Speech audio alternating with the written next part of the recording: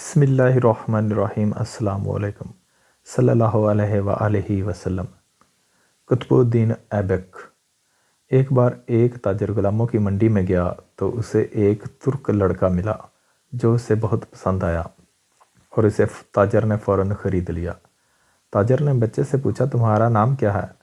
لڑکے نے جواب دیا، جناب میں اپنا نام بتا کر اپنے نام کی توہین نہیں کرنا چاہتا، میں غلام ہوں، اس لیے آپ جس نام سے پکاریں گے وہی میرا نام ہوگا۔ تاجر کو اس جواب پر حیرت ہوئی، لیکن اسے یہ بات پسند بھی آئی کہ بچے میں عزت نفس کا احساس باقی ہے۔ تاجر نے اس بچے پر خاص توجہ دی اور اس کی تعلیم اور تربیت کا انتظام کیا۔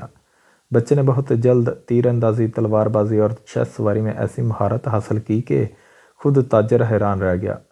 غزنی کا بادشاہ شہاب الدین غوری ایک بار گھوڑوں کی دوڑ کا مقابلہ دیکھ رہا تھا۔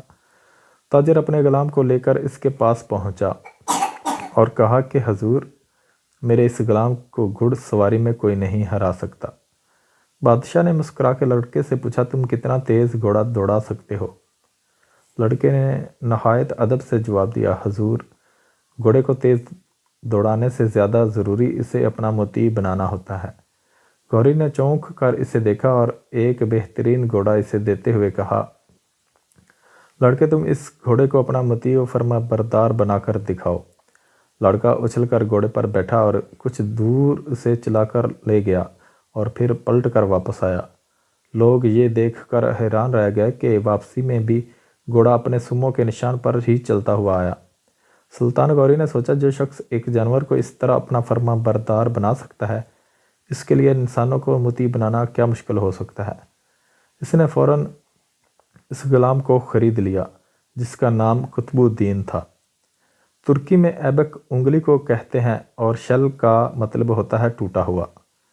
چونکہ اس غلام کی ایک انگلی ٹوٹی ہوئی تھی، اس لیے عموماً سب اسے ایبک شل کہتے تھے۔ پھر ایبک اس کے نام کا جزو بن گیا اور اس نے قطب الدین ایبک کے نام سے ہندوستان پر حکومت کی۔ دلی کی قوت الاسلام مسجد اور قطب مینار اس کی یادگاریں ہیں۔ اللہ حافظ۔